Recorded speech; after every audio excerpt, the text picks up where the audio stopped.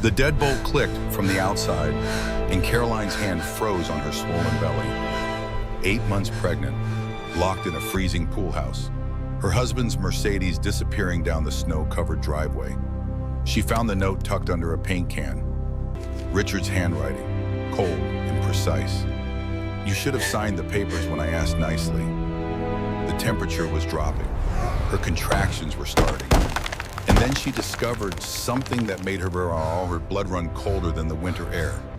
The window near the ceiling had been forced open from the outside recently. He wasn't just leaving her to date. He wanted her to freeze faster. But Caroline Bennett refused to become a statistic. She refused to let her unborn daughter die in that frozen room. And what happened next would change everything. A trucker on a lonely highway, a split-second decision to turn around, a birth in a truck cab during a blizzard, and a courtroom battle that would expose the darkest secrets of a millionaire who thought he could get away with murder. This is a story about betrayal at its most calculating, about survival against impossible odds, about the strangers who become family and the family who become strangers. But most of all, this is a story about a woman who discovered that the person trying to destroy her had actually set her free. Stay with me until the end. I promise you the justice that awaits is worth every minute. The deadbolt clicked from the outside, and Carolyn's hand froze on her swollen belly. She stood in the middle of the pool house, surrounded by stacked patio furniture and boxes of Christmas decorations. The overhead light flickered. The space smelled of chlorine and dust and something else, something cold. "Richard?" she called out, her voice echoing off the concrete walls. No answer. She walked to the door and tried the handle. It didn't budge. She tried again, harder this time, rattling the metal until her palm ached. "Richard, this isn't funny. Open the door." Silence. Through the frosted window, she watched her husband's black Mercedes back down the driveway. The taillights glowed red against the January snow. Then they disappeared around the curve, and she was alone. Caroline pressed her forehead against the cold glass. Her breath fogged the window. This had to be a mistake. Richard must have accidentally locked the door behind him. He would realize any moment now and come back. She reached for her phone. No signal, not even one bar. The first contraction hit like a fist to her lower back. She gasped and grabbed the edge of a dusty shelf. At 8 months pregnant, she knew the difference between Braxton Hicks and the real thing. This was real. This was happening. "No," she whispered. "Not now. Not here." The pool house had been converted to storage 3 years ago when Richard decided they didn't need an indoor pool anymore. The heating system had been disconnected. The water and electricity ran on a separate circuit from the main house, and right now only a single bulb illuminated the space. Caroline tried her phone again. She held it up toward the ceiling, toward the window, toward every corner of the room. Nothing. The temperature was already dropping. She could see her breath now, small white puffs that disappeared into the darkness above. She checked her phone. Again. Lock. Unlock. Lock. Unlock. Lock. Willing a signal bar to appear. Praying for one tiny bar that would let her call for help. Nothing. The main house sat 200 yards away. Their property sprawled across 15 acres of wooded land outside of Hartford. No neighbors within earshot. No one to hear her scream. Caroline pounded on the door. She slammed her fists against the wood until her hands throbbed. She screamed Richard's name until her throat went raw. No one came. The second contraction hit, stronger than the first. She doubled over, one hand braced against the wall, the other cradling her belly. "It's okay," she told her baby. "Mommy's going to figure this out. Everything's going to be okay." But even as she said the words, she didn't believe them. She searched the pool house methodically. Old patio furniture covered in plastic sheets. Pool chemicals that smelled sharp and dangerous. Holiday decorations from 2 Christmases ago, back when she still believed in the life she was building. In the corner, she found a box labeled Carolyn's office in Richard's handwriting. Her old business files.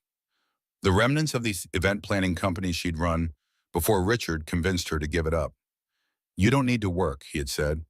"I make more than enough. Focus on being my wife." She had thought it was romantic. Now she understood it was control. The contractions were coming faster. 8 minutes apart, then 7. She tried the windows. painted shut, every single one. She pushed and pulled until her arms ached, but they wouldn't budge. The small bathroom in the corner had no exterior access, just a toilet, a sink, and a mirror that reflected a woman she barely recognized. Pale, frightened, trapped. Carolyn returned to the main space and noticed something she had missed before. A note tucked under a paint can near the door. Richard's handwriting, precise and cold. "You should have signed the papers when I asked nicely." She read the words 3 times. Each time, they meant the same thing. This wasn't an accident. This wasn't a mistake. Richard had locked her in here on purpose. He had left her to die. The divorce papers had appeared on her vanity last week. 37 pages of legal language that boiled down to one simple fact. Richard wanted out. He wanted to keep everything. The houses, the investments, the cars. He even wanted custody of their unborn child. Carolyn had refused to sign. She had told him they could discuss it after the baby came. They could find a fair solution. They could be civilized about this. He had smiled at her, that cold smile she had learned to fear. "We'll see," he had said. Now she understood what he meant. The snow began to fall outside, fat white flakes that caught the light from the single bulb, beautiful under other circumstances, deadly now. Carolyn lowered herself onto a dusty tarp and breathed through another contraction. The baby moved inside her, restless and afraid. She placed both hands on her belly and tried to send calm through her touch. "I'm not going to let anything happen to you," she whispered. "I promise." But promises meant nothing in a locked room with no heat and no phone and no one coming to help. The temperature continued to drop. 40 degrees, 38, 35. Caroline wrapped herself in old outdoor curtains she found stuffed behind a shelf. They smelled like mildew and forgotten summers. She paced the room to keep her blood moving, pausing every few minutes to breathe through another contraction. Through the window, she watched the snow pile up on the driveway. The tracks from Richard's car had already disappeared. It was as if he had never been here at all, as if she had never existed. The clock on her phone showed 7:43. Richard had locked her in at 7:15. Less than 30 minutes, and already her fingers were going numb. She thought about the main house, the fireplace in the living room, the heated floors in the master bathroom, the nursery she had spent months decorating, with its pale yellow walls and white crib, and the mobile of silver stars that played Brahms' lullaby. Her baby would never see that nursery. Her baby would be born in a freezing pool house surrounded by pool chemicals and Christmas decorations, and there was nothing she could do to stop it. The thought broke something inside her. The last wall of denial crumbled, and the truth rushed in like cold water. Richard wanted her dead. He wanted their baby dead. He wanted to be free to start over with someone else, someone without the complications of a pregnant wife who wouldn't sign away her rights. Carolyn sank to her knees on the cold concrete floor. The curtains fell from her shoulders. She didn't reach for them. This couldn't be happening. Not after everything she had given up. Not after everything she had believed. But it was happening. The evidence surrounded her, the locked door, the disconnected heat, the note in Richard's handwriting. She was going to die here. Her baby was going to die here. And no one would ever know the truth. The contraction that followed was the worst yet. She curled into herself, tears streaming down her face, and waited for it to pass. When it finally released her, she lay on the cold floor, gasping. Outside, the snow continued to fall. Inside, Caroline Bennett began to understand just how alone she truly was. The pain subsided, leaving Caroline shivering on the concrete floor. She forced herself to sit up, to think, to plan. Giving up meant giving Richard exactly what he wanted. She crawled to the box labeled Caroline's office and began sorting through its contents. Old contracts, client lists, photographs from events she had planned in another lifetime. At the bottom, she found a manila folder she didn't recognize. Inside were printed emails, dozens of them, all between Richard and someone named Vanessa Crane. Caroline's hands trembled as she read. The first email was dated 2 years ago, before the pregnancy, before the marriage. Richard had met Vanessa at a real estate conference in Miami. She worked in his company's marketing department. Young, ambitious, beautiful, probably. I can't stop thinking about last night, Vanessa had written. When can I see you again? Soon, Richard had replied. I have to handle some things first. The things he had to handle were Caroline, their engagement, their wedding. She read email after email, each one more devastating than the last. The affair had never stopped.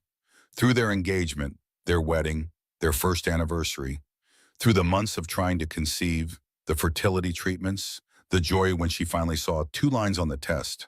While Caroline had been building what she thought was a life, Richard had been living an entirely different one. She found an email from 6 months ago, the day after she had seen Vanessa's name on Richard's phone and asked about it. She's getting suspicious, Richard had written. I told her you're just a business associate. She believed me. She always believes you, Vanessa had replied. That's what makes this so easy. Caroline remembered that conversation. Richard's easy laugh, his reassuring touch, the way he had looked into her eyes and lied without hesitation. She had wanted to believe him because believing the alternative meant admitting her entire life was a fiction. God, she was so stupid. The signs were everywhere. Every single one, the late nights at the office, the business trips that lasted longer than necessary, the phone calls he took in another room, the way he flinched when she touched him unexpectedly. She had noticed all of it. She had cataloged every suspicious moment and filed it away in a folder labeled, Things I Don't Want to Think About. Now she couldn't think about anything else. The contractions had slowed slightly, 7 minutes apart. Her body was giving her a brief reprieve, a chance to process what she had discovered. But the cold was worse now. The temperature inside the pool house had dropped below freezing. Caroline pulled the musty curtains tight around her shoulders and continued reading. The most recent emails were the worst. Plans, logistics. Richard and Vanessa had discussed what to do about the problem. The problem was Caroline. The problem was the baby. The prenup is airtight, Richard had written, but if something happened to her before the divorce, everything would be mine, including the insurance. Are you serious? Vanessa had asked. I'm always serious about money. Caroline stared at those words until they blurred. Her husband hadn't just been cheating on her. He had been planning her death, calculating the financial benefits, discussing it with his mistress like a business transaction. She thought about the prenup she had signed 6 years ago, 23 years old and desperately in love. She hadn't even read it properly. Richard's lawyer had explained that it was standard, nothing to worry about. She had trusted Richard. She had trusted everyone. The prenup gave her almost nothing in case of divorce. A small monthly payment for 5 years. No claim to any of the properties or investments they had accumulated during the marriage. No custody rights that couldn't be contested. But if she died while still married to Richard, everything changed. The insurance policy, the inheritance laws. Suddenly, Richard would be a grieving widower instead of a cheating husband. He had planned this, every detail, the pool house, the winter storm, the disconnected heat. The divorce papers were just a backup plan, a way to get rid of her legally if she proved harder to kill than expected. Carolyn's body began to shake, not just from the cold now, from rage, from betrayal, from the shattering of everything she had believed about her life. She remembered their wedding day, the way Richard had looked at her as she walked down the aisle. She had thought it was love. Now she understood it was calculation. He had been looking at an investment, a transaction, a means to an end. She remembered their honeymoon in Tuscany, the way he had criticized her Italian, her clothing choices, her table manners. She had thought he wanted her to be better. Now she understood he wanted her to be less confident, less capable, less likely to question him. She remembered the first time she told Josie she was worried. Her best friend's face had gone careful and still. The warnings came wrapped in gentle suggestions. Maybe you should keep your business. Maybe you should maintain your own bank account. Maybe you shouldn't sign over power of attorney. Carolyn had dismissed every concern. Josie was jealous. Josie didn't understand. Josie didn't know Richard the way Caroline did. I knew something was wrong. I always knew.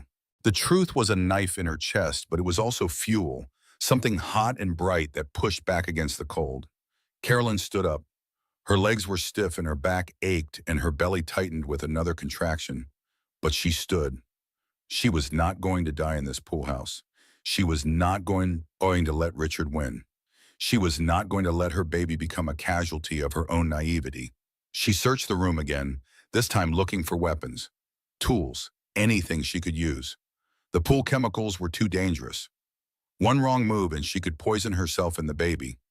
The patio furniture was too heavy to lift. The Christmas decorations were useless plastic and glass. But in the corner, behind a stack of folded deck chairs, she found a rusty garden stake. 18 inches of metal pointed at one end. Caroline picked it up and tested its weight. It wasn't much, but it was something. She approached the door and examined the frame. Old wood painted over many times. The lock was new, installed recently, but the frame itself was original to the building. She began to dig at the wood around the lock, jabbing the metal stake into the painted surface. Splinters flew. Her hands ached. The cold made her fingers clumsy and slow. But she kept going, because somewhere out there, Richard was warming himself by a fire, probably with Vanessa beside him. He was sipping expensive wine and congratulating himself on solving his problems so elegantly. He thought she would give up. He thought she would lie down and dish like the obedient wife he had tried to make her. He was wrong. Carolyn attacked the door frame with everything she had. The contractions came and went, each one stealing her breath. But she didn't stop. She couldn't stop. Her baby was counting on her. Her baby was the only thing that mattered now. The wood began to splinter around the lock. Not enough to break through, but enough to give her hope. Outside, the snow continued to fall. The temperature continued to drop. The night grew darker and colder and more dangerous. But Caroline kept fighting, because giving up meant letting Richard rewrite the story. It meant letting him play the grieving widower at her funeral. It meant letting her daughter grow up believing her mother had simply wandered outside and gotten lost in the snow. She would not let that happen. She would not let her memory be a lie. Whatever it took, however long it took, she was going to survive this night. She was going to live long enough to tell the truth. And then she was going to make Richard Bennett pay for what he had done. By 9 o'clock, Caroline had managed to splinter away a section of the door frame the size of her palm. Her hands were bleeding. Her fingers had lost most of their feeling. But the lock remained firmly in place. She paused to catch her breath, leaning against the wall. Her body was exhausted, but her mind wouldn't stop racing. Every memory she had of Richard was being re-examined, recontextualized, revealed as the manipulation it truly was. The first time they met, a charity gala she had organized. He had approached her with champagne and compliments, and she had been flattered by his attention. A millionaire real estate developer interested in a small-time event planner. It had felt like a fairy tale. Now she understood she had been selected, targeted, chosen for her lack of family wealth, her lack of connections, her willingness to believe in romance. The engagement had been swift. 3 months of whirlwind dating, then a ring that cost more than her annual salary. Her mother had cautioned her to slow down. Josie had asked probing questions about prenups and property rights. Carolyn had dismissed them both. She was in love. Love conquered all. Love would protect her. The wedding was beautiful. 200 guests at a waterfront estate. Flowers imported from Holland. A custom dress that made her feel like a princess. She had cried during her vows, overcome with emotion. Richard's eyes had remained dry. She had noticed at the time, but explained it away. Men didn't cry at weddings. Men showed love differently. Men like Richard didn't show love at all. Because men like Richard didn't feel it. Another contraction gripped her, and Caroline slid down the wall until she was sitting on the cold floor. She breathed through it the way the birthing classes had taught her, in through the nose, out through the mouth. Visualize a peaceful place. She couldn't visualize anything peaceful. She could only see Richard's face as he walked out the door. The slight smile, the satisfied look in his eyes. He had known exactly what he was doing. The contraction passed, and Carolyn noticed something she had missed before. A small window near the ceiling, hidden behind a shelf of pool supplies. It was cracked open about an inch. She stared at it, trying to understand. The pool house had been closed up for years. Why would that window be open? Then she realized. It had been opened recently, opened from the outside. The paint around the frame was scratched, the seal broken. Richard had opened it. He had come out here before locking her in and made sure the cold air would have a way to reach her. He wanted her to freeze faster. The understanding hit her like a physical blow. This wasn't neglect. This wasn't even rage. This was calculation. Richard had thought through every detail, maximized every variable. He had engineered her death the way he engineered his real estate deals. Carolyn began to laugh. It started as a giggle, high and strange in the silent pool house. Then it grew into something darker, something that bordered on hysteria. He wanted her to freeze faster. Her husband, the father of her child. He had taken the time to open a window so she would die more efficiently.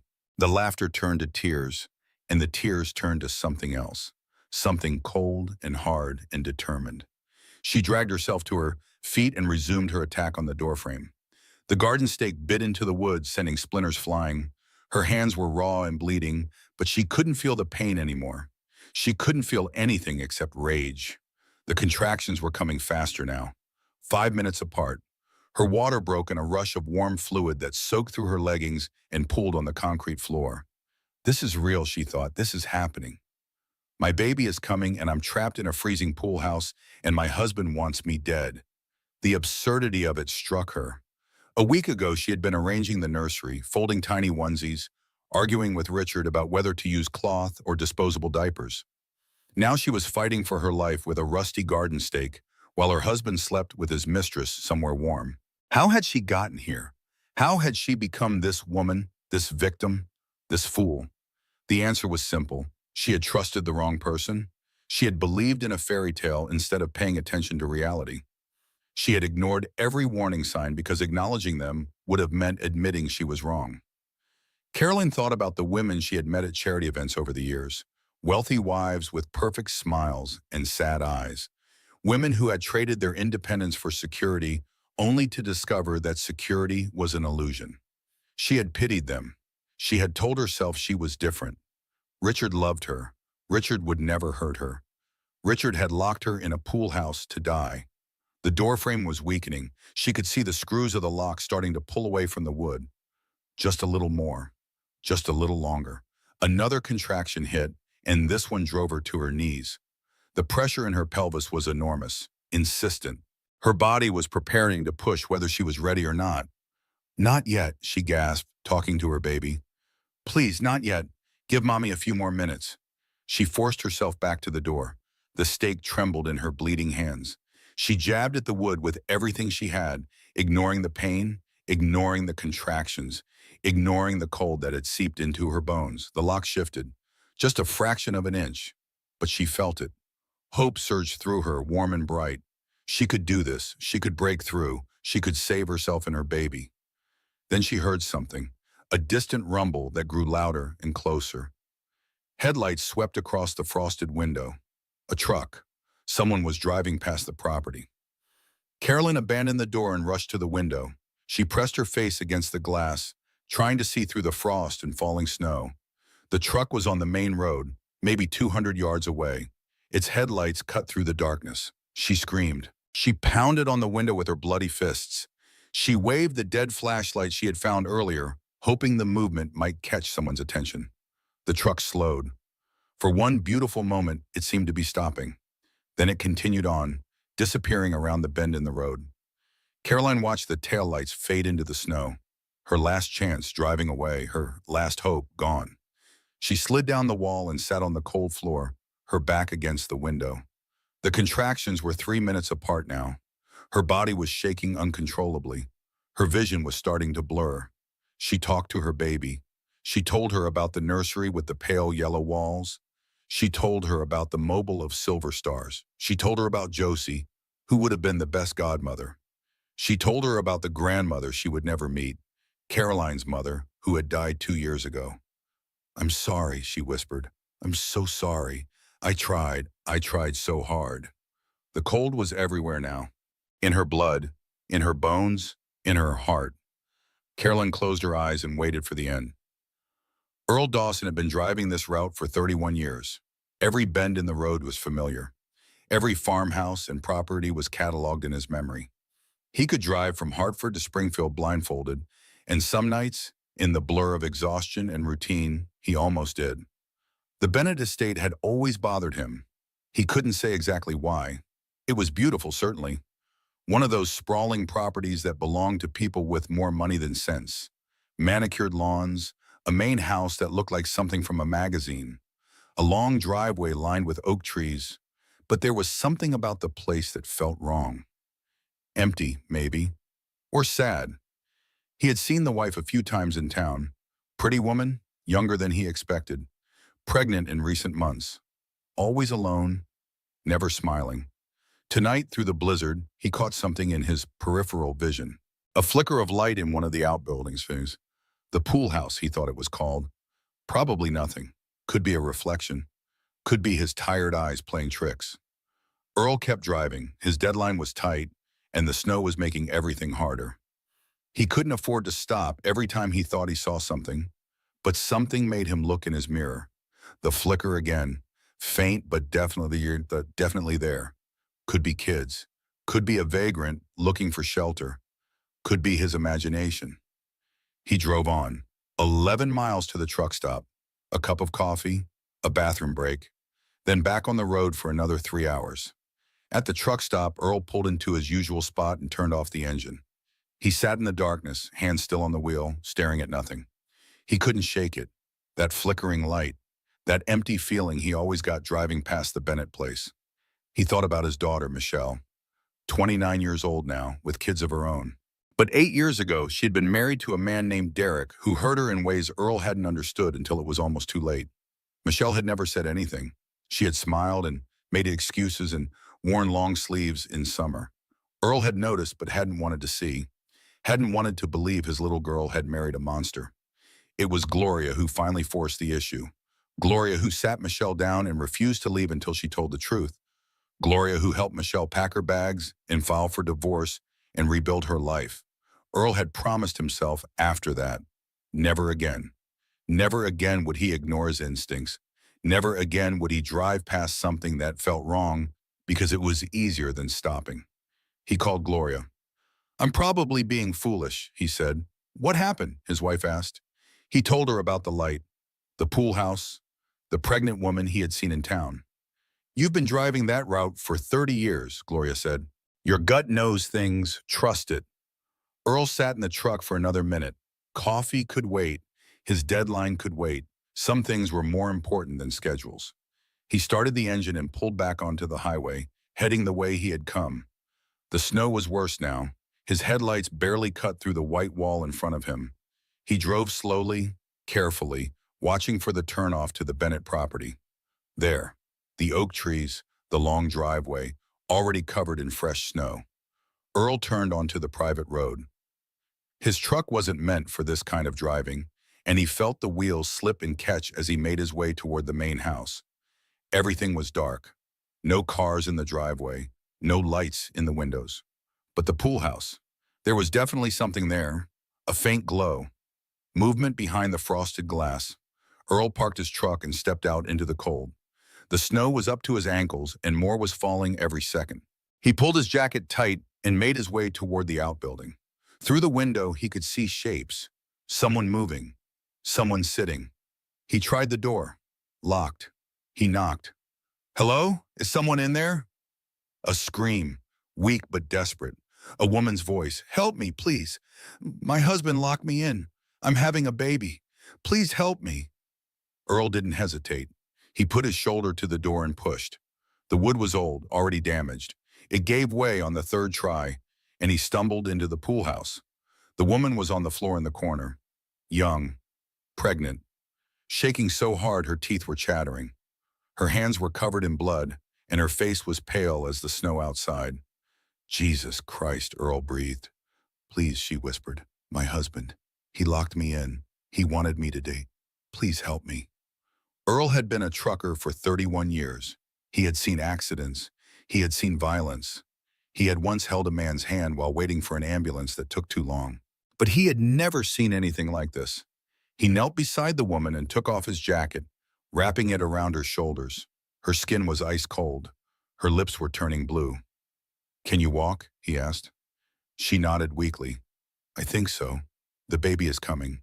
Soon." Earl helped her to her feet. She cried out as a contraction hit, gripping his arm so hard he felt the bruises forming. "Breathe," he said. "Just breathe. I've got you." He half carried her to his truck. The heat was still running and the cab was warm. He helped her into the passenger seat and cranked the temperature as high as it would go. She was still shaking, still crying, but she was alive. Earl called 911. The operator's voice was strained, apologetic. Sir, we're dealing with multiple emergencies due to the weather. The nearest ambulance is at least 40 minutes away. This woman is in labor, Earl said. She's been locked in a freezing building. She's hypothermic. 40 minutes is too long. I understand, sir. We're doing everything we can. Earl hung up and looked at the woman. Her eyes were closed, her breathing shallow. Hey, he said, touching her shoulder. Stay with me. What's your name? Caroline, she whispered. Caroline Bennett.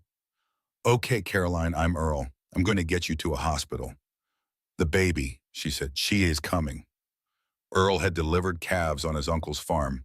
He had helped with a roadside birth once, back in 1987, but that was decades ago, and he had never been this scared. Hospital's 22 minutes away, he said. Can you hold on that long? Carolyn opened her eyes. For a moment, they were clear and focused. I'll try, she said. I've been holding on all night. Earl put the truck in gear and pulled back onto the driveway. The snow was coming down harder now, and his headlights barely reached 20 feet in front of him. But he knew this road.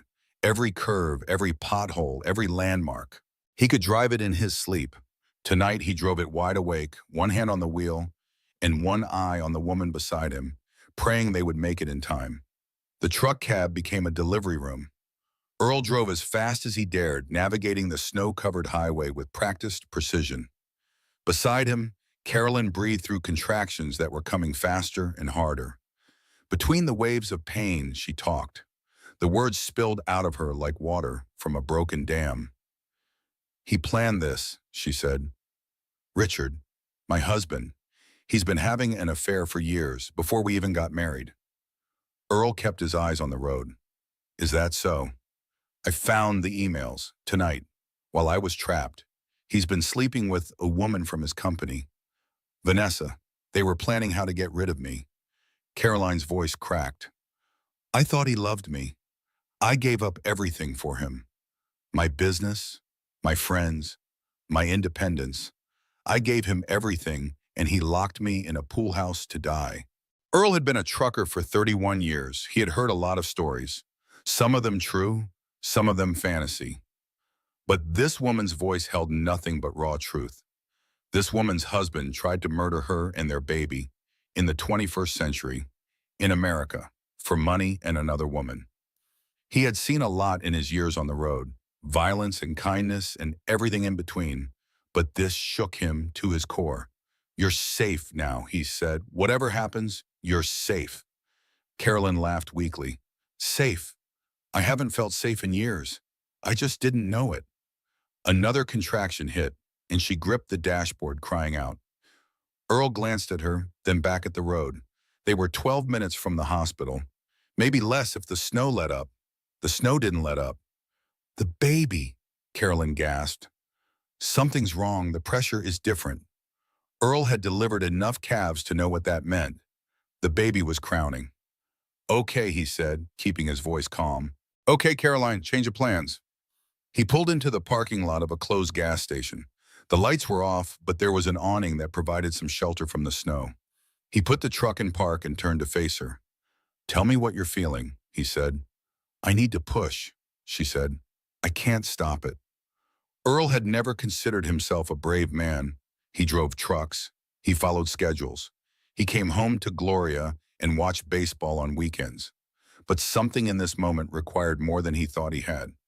This woman had survived a night that would have killed most people. She had fought her way out of a locked room with nothing but a garden stake and willpower.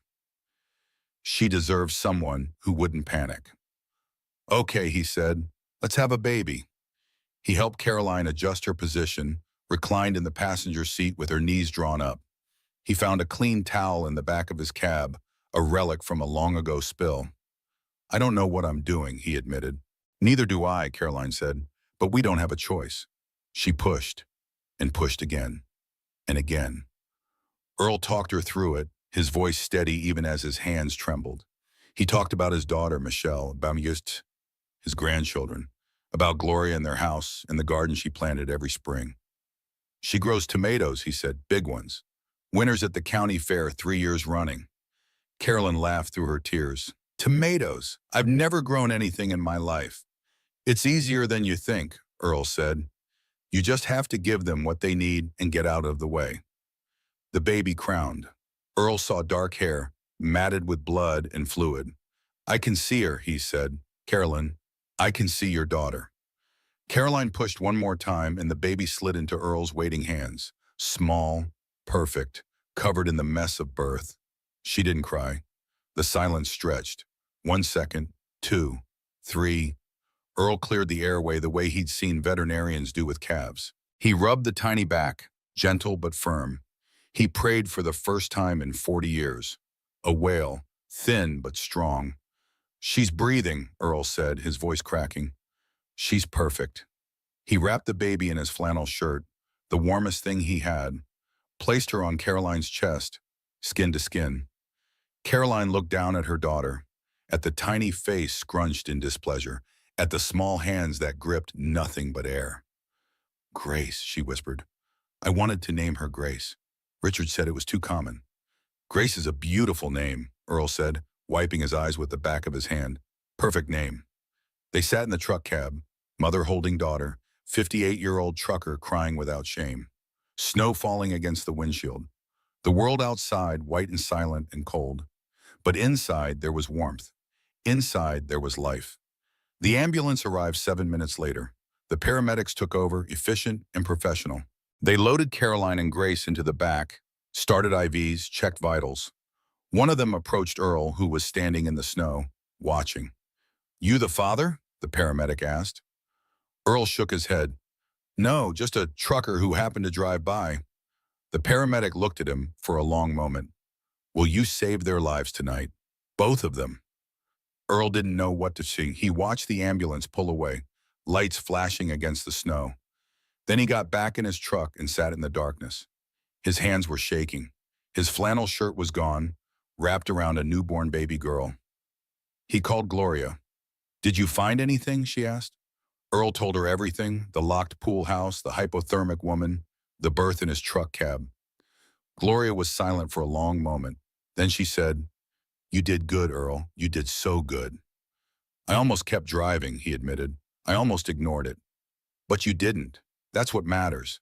Earl sat in the truck until his hands stopped shaking. Then he pulled out of the parking lot and continued on his route, 4 hours behind schedule. Some things were more important than schedules. Dr. Patricia Holloway had been an emergency room physician for 26 years. In that time, she had seen everything: gunshot wounds, car accidents, drug overdoses, domestic violence in all its ugly forms. But the woman they brought in from the ambulance gave her pause. The chart said Caroline Bennett, age 31, hypothermia, frostbite on 3 fingers, hemorrhaging from childbirth that had occurred in a truck cab during a blizzard. The baby was small but healthy, currently in the NICU for observation. Dr. Holloway examined Caroline's injuries and saw a story that didn't match a simple case of exposure. The frostbite pattern suggested prolonged immobility in a cold environment. The lacerations on her hands were consistent with striking wood or metal. The bruising on her arms indicated struggle. She was mandated to report suspected abuse. She didn't suspect. She knew. Mrs. Bennett, she said gently, can you tell me what happened tonight? Carolyn opened her eyes. They were clear despite the pain medication, focused despite the exhaustion. My husband locked me in our pool house, she said. He wanted me to die. He wanted our baby to die. Dr. Holloway listened as Caroline told the whole story. The affair, the divorce papers, the note. The window deliberately opened to accelerate the cold. When Caroline finished, Dr. Holloway made 2 phone calls, one to hospital administration, one to the police.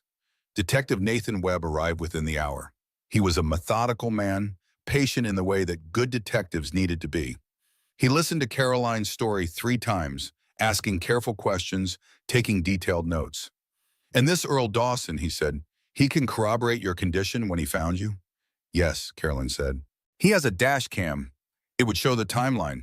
Detective Webb nodded. We'll need to speak with him. And with your husband. Caroline's whole body tensed. Every footstep in the hallway made her flinch. Every time the door opened, she expected to see Richard's face.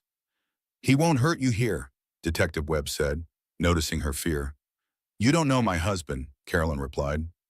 Richard Bennett returned from his weekend trip 2 days later. He had been at a ski lodge in Vermont with Vanessa Crane, though he claimed to be at a real estate conference in Boston. He arrived home to find police cars in his driveway and yellow tape around the pool house. His performance was flawless. Shock, concern, confusion. He played the worried husband to perfection, asking about his wife, demanding to see his daughter. "She must have wandered outside," he told the officers. "She's been confused lately. Pregnancy hormones, mood swings. I've been worried about her mental state." But the evidence told a different story. The lock on the pool house door was new, installed within the past week. Richard's fingerprints were on it, along with the packaging material found in his office trash. The window near the ceiling had been forced open from the outside. Scrape marks on the frame matched tools found in Richard's garage. The note in Caroline's handwriting was actually a forgery. Analysis revealed subtle differences in letter formation, pressure patterns inconsistent with Caroline's known samples. And then there was Vanessa. When detectives arrived at her apartment, she was already packing. Her lawyer had advised her to cooperate fully, and she took that advice to heart. Vanessa had texts, emails, voice messages. Richard had told her about the plan weeks ago. He had walked her through every detail, proud of his cleverness. She had thought he was joking, or so she claimed. "I never really believed he would do it," she told Detective Webb. "Richard says a lot of things. I thought it was just talk." The immunity deal was signed within 24 hours. Vanessa would testify against Richard in exchange for no charges being filed against her. Richard Bennett was arrested at his office on a Thursday afternoon. The charges were attempted murder, unlawful imprisonment, and reckless endangerment. His lawyers immediately began crafting a defense. Mental breakdown, misunderstanding, a prank that went wrong. But the evidence was overwhelming, and Richard's arrogance had left a paper trail a mile wide. Caroline watched his arrest on the news from her hospital bed. Grace slept in the bassinet beside her, tiny fists curled against her cheeks. She felt nothing, no satisfaction, no relief, just emptiness. She had loved this man. She had built a life with this man. She had created a child with this man, and he had tried to kill her for money. The hospital released her a week later. She had nowhere to go. The estate was a crime scene, and even if it weren't, she could never sleep there again. Josie came to pick her up, her best friend, the one she should have listened to years ago. "You were right," Caroline said as they drove away. "About everything. I'm so sorry I didn't listen." Josie reached over and squeezed her hand. "Honey, you're alive. Your daughter's alive. We start from there."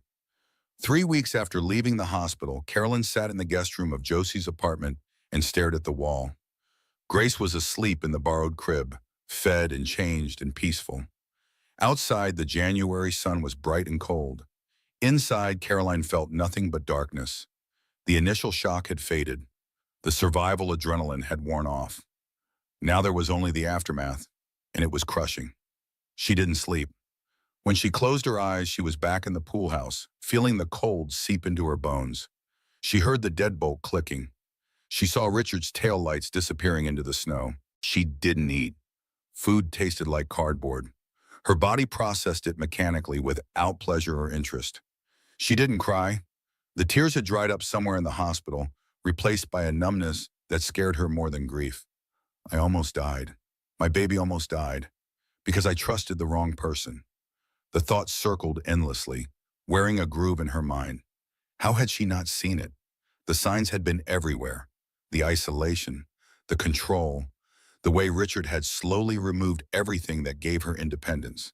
He had taken her business, convinced her to close it down because she didn't need the stress. He had taken her friends, one by one finding reasons to criticize them until she stopped making plans. He had taken her family.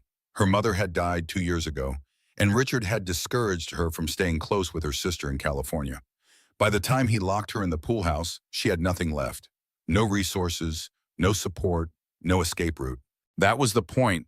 That had always been the point. Carolyn looked at her daughter sleeping peacefully. Grace had no idea how close she had come to never existing. She had no idea her father was a monster. What would Caroline tell her someday? When Grace was old enough to ask about her father, what would Caroline say? She imagined 100 different conversations. 100 different versions of the truth. None of them felt adequate. Your father tried to kill us both for money. He never loved me. He never loved you. You were a complication to be eliminated. How did you tell a child something like that? A knock at the door pulled Caroline from her thoughts. Josie entered with 2 cups of coffee and a concerned expression. You haven't moved in 3 hours, Josie said. Talk to me. Caroline accepted the coffee but didn't drink it. I don't know what to say. Then don't say anything. Just sit here with me. They sat in silence for a long time. Grace made small sounds in her sleep. The sun moved across the wall. Finally, Caroline spoke. I keep thinking about all the times I almost left. Josie didn't interrupt. There was a night, maybe 2 years ago. We had a fight about something stupid. The way I loaded the dishwasher, I think. He got so angry, his face changed. For just a moment, I saw something that scared me. Carolyn wrapped her hands around the coffee cup, seeking warmth. I packed a bag that night, put it in the car. But then Richard came home with flowers and apologies, and I unpacked it. Told myself I was overreacting. You weren't overreacting, Josie said. I know that now, but then I just wanted it to be okay. I wanted my marriage to be what I thought it was. Caroline looked at her friend. Does that make me weak? No, Josie said firmly. That makes you human. We all want to believe in the people we love. That's not weakness. That's hope. The word hit Caroline like a punch to the chest. Hope. She had built her entire life on hope. Hope that Richard would change. Hope that things would get better. Hope that love was enough. Hope had nearly killed her. But hope had also saved her. Hope that the door would break. Hope that someone would drive past. Hope that her daughter would survive. Was hope the problem, or was it the solution? Carolyn didn't know anymore. She didn't know anything anymore. She set down the coffee and walked to Grace's crib.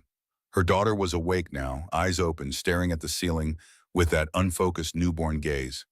Caroline picked her up and held her close. Grace's warmth against her chest. Grace's heartbeat, steady and strong. I don't know how to do this, Carolyn whispered. I don't know how to be okay again. Grace made a sound, not quite a cry, not quite a coo, something in between. Carolyn looked into her daughter's eyes and saw something unexpected. Trust, complete unconditional trust. This tiny person was depending on her. This tiny person believed in her without question. Maybe that was enough. Maybe that was where she started. I survived. We survived. That's not weakness. That's everything. The thought surfaced from somewhere deep inside here, a small voice that refused to be silenced. Carolyn held her daughter and let herself feel something for the first time in weeks. Not happiness, not peace, but something. A beginning. Spring came slowly that year, as if the season itself was hesitant to trust that winter had truly passed. The snow melted in stages. First the roads cleared, then the sidewalks. Then finally the stubborn patches that clung to north-facing slopes and shadow corners. The trees budded cautiously, their new leaves unfurling like fists slowly opening after being clenched too long. Carolyn understood that hesitation. She felt it in her own bones every morning when she woke in Josie's guest room, momentarily confused about where she was and how she had gotten there. The disorientation lasted only seconds, but those seconds contained entire universes of grief and relief and something she couldn't quite name. She had been staying with Josie for 6 weeks when she finally felt ready to take the next step. I need a lawyer, she told Josie over breakfast. Grace was sleeping in the portable crib they had borrowed from Josie's neighbor, her tiny chest rising and falling with the peaceful rhythm of infant dreams. A good one, the best one. Josie set down her coffee cup. I know someone. Thomas Whitmore. He's expensive, but he's worth it. How do you know him?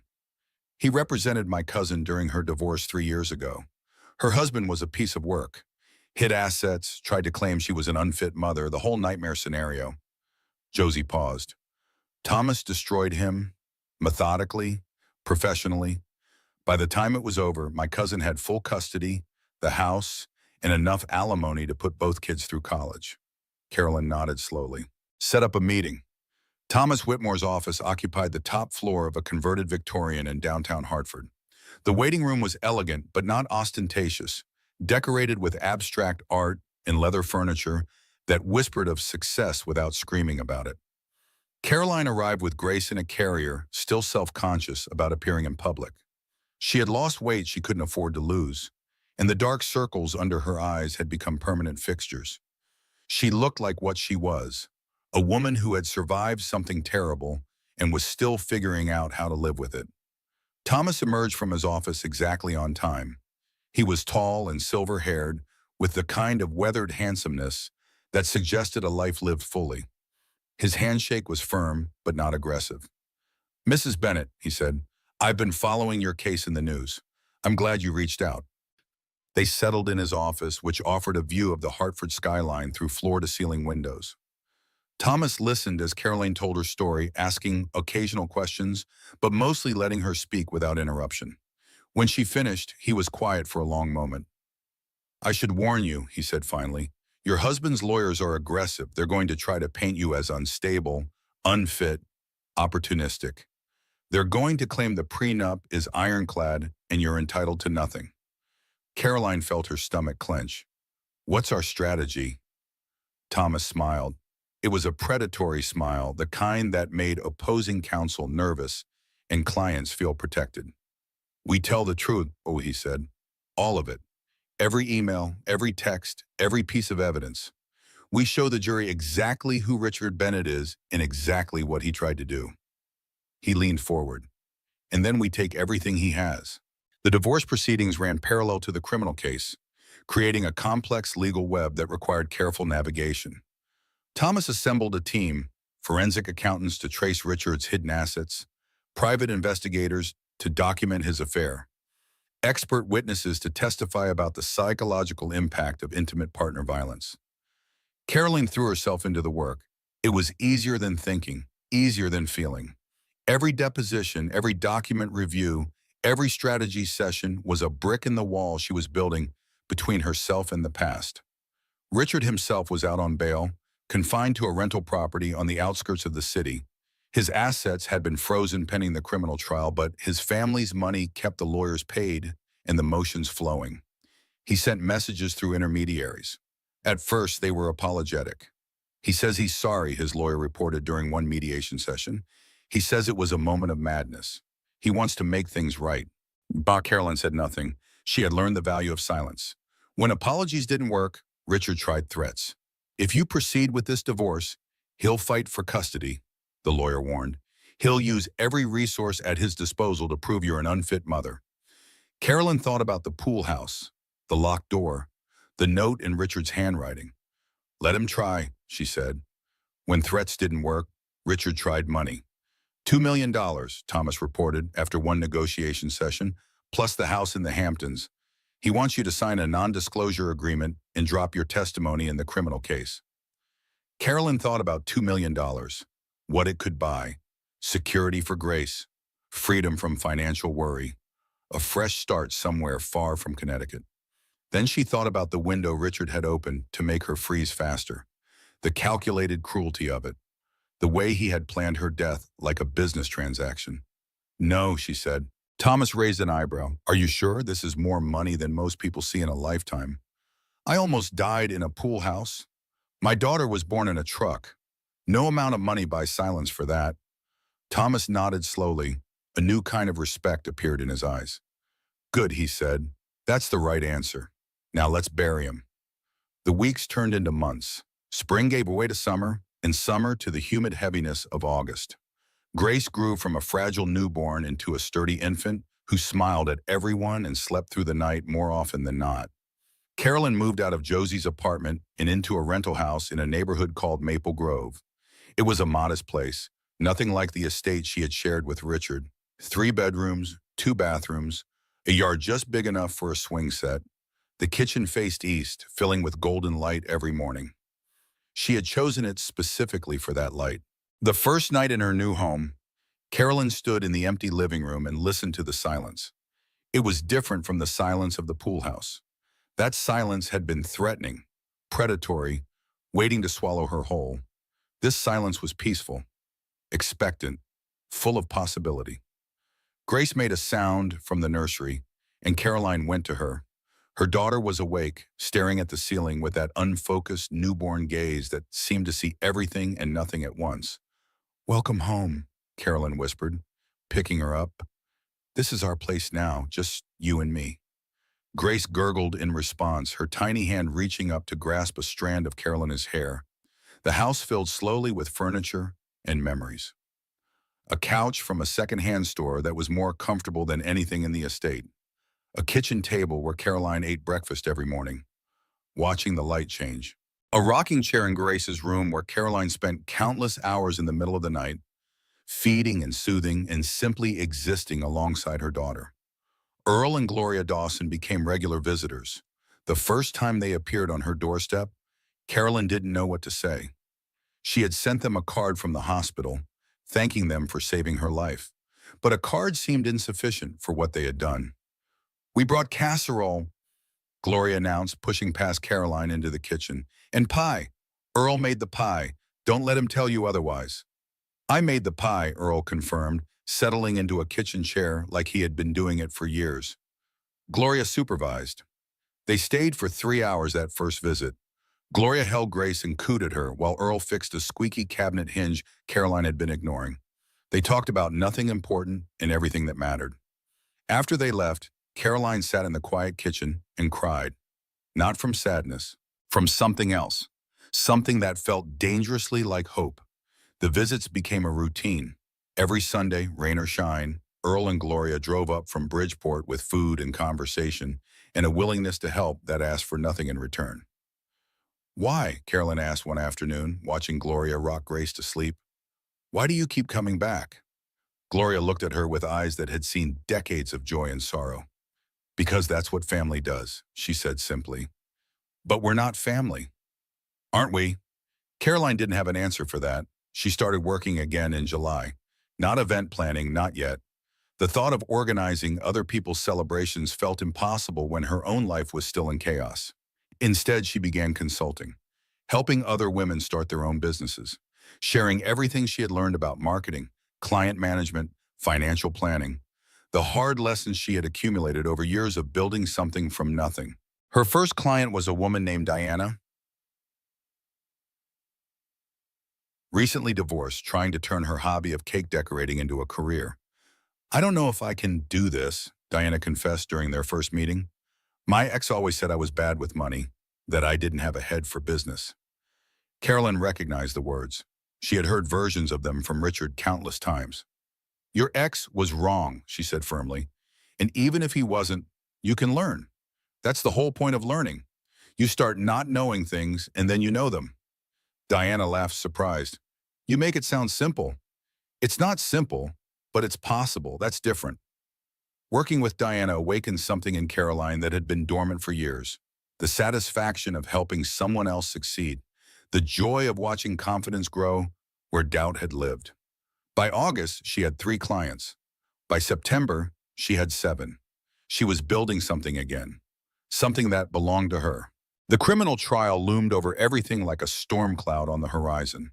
Thomas kept her informed of developments, translating legal jargon into plain English. Richard's defense team had settled on a strategy. They would argue that the pool house incident was a misunderstanding that spiraled out of control. Richard had been under enormous stress from business pressures. He had made poor decisions. He was seeking therapy and medication. He was a changed man. "Do you believe any of that?" Carolyn asked. Thomas shook his head. "Not a word, and neither will the jury." "How can you be sure?" "Because I've been doing this for 30 years, and I know a sociopath when I see one." Thomas paused. "Richard Bennett doesn't feel remorse. He feels inconvenience. That's a crucial difference, and juries can sense it." The pre-trial motions took months. Richard's lawyers filed motion after motion, challenging evidence, seeking delays, trying every procedural trick in the book. Thomas countered each one with practiced efficiency. He had seen these tactics before. He knew how to wait them out. "Justice moves slowly," he told Caroline.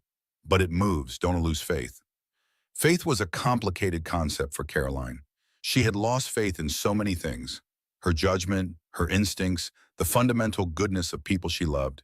But she had gained faith in other things, in Earl's steady presence, in Gloria's casseroles, in Josie's unwavering friendship, in Thomas's relentless competence. Most of all, she had gained faith in herself. She looked at her reflection one morning and saw something she hadn't seen in years. Not happiness exactly, not yet, but possibility. The understanding that she was capable of surviving not just this crisis, but whatever came next. She caught her reflection in the window on the way to court one afternoon. Thin, pale, dark circles under her eyes that seemed permanent now. She barely recognized herself. Then Grace made a sound from the carrier. A small, content sigh that meant nothing and everything. Something shifted inside Caroline. Something settled into place. This woman in the reflection had survived a murder attempt, had given birth in a truck cab during a blizzard, had rebuilt her life from nothing while fighting a legal battle on two fronts. This woman was stronger than she had ever been. The trial date was set for late September. As summer faded into fall, Carolyn prepared herself for what was coming. She reviewed her testimony with Thomas until she could recite it in her sleep. She met with the prosecutor handling the criminal case, a sharp-eyed woman named District Attorney Margaret Chen, who radiated competence and determination. "I've been doing this job for 20 years, Margaret told her. "I've seen a lot of domestic violence cases, a lot of men who hurt women and got away with it." She paused. "Richard Bennett isn't going to get away with it. I promise you that."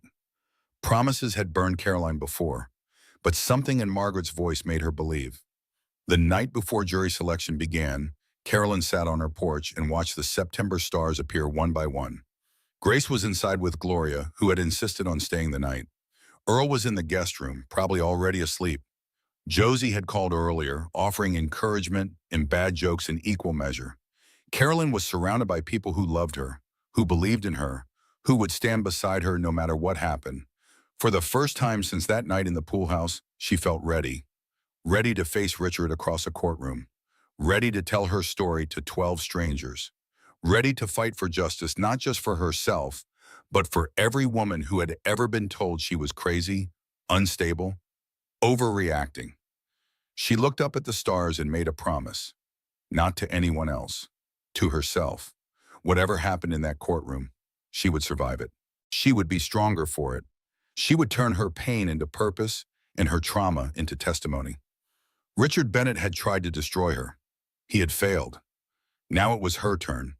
The Hartford Superior Courthouse was a granite monument to justice, its columns and pediments designed to inspire awe and perhaps a little fear. Carolyn had driven past it hundreds of times over the years, never imagining she would one day climb its steps as the central figure in a criminal trial. She wore a navy blue dress that Josie had helped her choose. Simple, professional, the kind of outfit that said, "I am a serious person with a serious story to tell." Her hair was pulled back in a low bun, her makeup minimal. She wanted the jury to see her, not a performance. Earl and Gloria sat in the gallery directly behind her, their presence a steady warmth at her back. Josie sat beside them, clutching a notebook she had filled with encouraging messages for Caroline to read during breaks. The courtroom filled slowly. Reporters from local and national news outlets claimed seats in the press section. Curious onlookers filled the remaining benches. Meredith Bennett, Richard's mother, sat in the front row of the defense side, her face a mask of controlled fury. And then Richard entered. He looked good. Of course he did. His lawyers had dressed him in a charcoal suit that probably cost more than Caroline's entire wardrobe. His hair was perfectly styled. His expression was carefully calibrated. Somber, reflective, perhaps even remorseful. He looked like a man who had made a terrible mistake and deeply regretted it. Caroline knew better. She watched him take his seat at the defense table, flanked by his team of expensive lawyers. He didn't look at her. She suspected he had been coached not to. Judge Patricia Hernandez took the bench at exactly 9 o'clock. She was a no-nonsense jurist in her 60s, known for running an efficient courtroom and having zero tolerance for theatrics. "This court is now in session," she announced. "The people of Connecticut versus Richard Allen Bennett. The charges are attempted murder in the first degree, unlawful imprisonment, and reckless endangerment." The words hung in the air like a verdict already delivered. Jury selection took 3 days. Both sides questioned potential jurors about their backgrounds, beliefs, experiences with domestic violence or criminal cases. Thomas had explained the strategy to Carolyn. They wanted jurors who would listen to evidence rather than react emotionally, who understood that abuse could happen in wealthy families just as easily as poor ones. The final jury consisted of 8 women and 4 men, ranging in age from 28 to 67. A teacher, 2 nurses, a retired police officer, a small business owner. People who had lived enough to know that monsters didn't always look monstrous. Opening statements began on a Monday morning. District Attorney Margaret Chen went first. She stood before the jury in her customary black suit, her voice clear and steady. "This case," she began, "is about a man who decided his wife was worth more to him dead than alive." She walked them through the evidence: the locked door, the disconnected heat, the window deliberately opened to accelerate hypothermia, the note in Richard's handwriting that revealed his premeditation. "The defendant didn't act in a moment of passion," Margaret continued. "He planned, he calculated, he executed a scheme designed to end his wife's life while she was 8 months pregnant with their child." She paused, letting the words sink in. "The only reason Caroline Bennett is alive today is because a trucker named Earl Dawson listened to his instincts and turned his truck around. The only reason her daughter Grace exists is because Caroline Bennett refused to die." Richard's lead attorney, a slick operator named Gerald Morrison, painted a different picture. "This is a tragedy," he acknowledged. "No one disputes that. But tragedy is not the same as crime." He positioned Richard as a man under impossible pressure. Business setbacks, a troubled marriage, mental health struggles he had been too proud to acknowledge. "The prosecution wants you to believe that Richard Bennett is a monster," Gerald said. "But the truth is more complicated. The truth is that a good man made terrible decisions during a mental health crisis." Carolyn listened to the defense's opening with growing disbelief.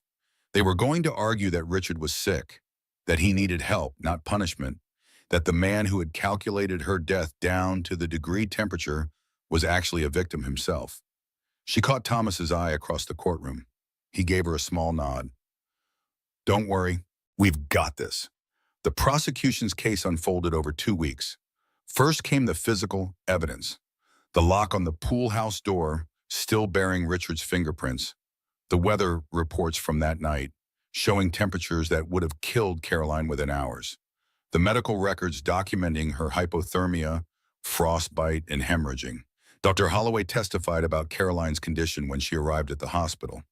"In my 26 years of emergency medicine," she said, "I have never seen a patient who more clearly survived what should have been a fatal event. Mrs. Bennett's core body temperature was 89 degrees. Another hour in that pool house, and she would have been dead." "And the baby?" said the baby, Margaret asked. Grace Bennett was born in the cab of a truck during a blizzard. She was small but healthy. Both mother and child survived against extraordinary odds. Detective Nathan Webb walked the jury through the investigation, the timeline, the evidence, the way Richard's story had fallen apart under scrutiny. "The defendant claimed his wife had wandered outside and gotten confused," Nathan said. "But the lock on the pool house door was installed less than a week before the incident. We found the receipt in the defendant's office trash. We found his fingerprints on the lock. We found his DNA on the window that had been forced open from the outside." "What was your conclusion?" Margaret asked. "That Richard Bennett deliberately locked his pregnant wife in an unheated building during a winter storm with the intent to cause her death." The defense cross-examined each witness, looking for inconsistencies, alternative explanations. They challenged the timeline. They questioned the chain of custody for physical evidence. They suggested that Caroline might have locked herself in accidentally. None of it stuck. The evidence was too overwhelming, too meticulously documented.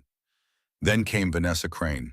She entered the courtroom looking diminished, a shadow of the confident woman Caroline had imagined when reading those emails. Her testimony was delivered in a monotone, as if she had rehearsed it so many times that the words had lost all meaning. "Tell us about your relationship with the defendant," Margaret instructed. Vanessa swallowed. "We began seeing each other approximately 2.5 years ago, before his marriage to Carolyn." "Did the defendant discuss his plans regarding his wife?" "Yes." "What did he say?" Vanessa's eyes flickered briefly to Richard, then away. He said she was becoming a problem. He said the prenup would protect him in a divorce, but that there were other options, options that would be more final. Did you understand what he meant by more final? I thought he was joking. I wanted to think he was joking. But you didn't report your concerns to anyone. Vanessa shook her head miserably. No, I didn't. The defense tried to discredit Vanessa. They pointed out that she had been granted immunity in exchange for her testimony. They suggested she was lying to save herself. But the texts were damning. The emails were damning. Richard's own words, preserved in digital amber, proved that he had discussed killing his wife weeks before the pool house incident. It would look like an accident, one message read. Pregnancy complications. Wandering outside in the cold. These things happen.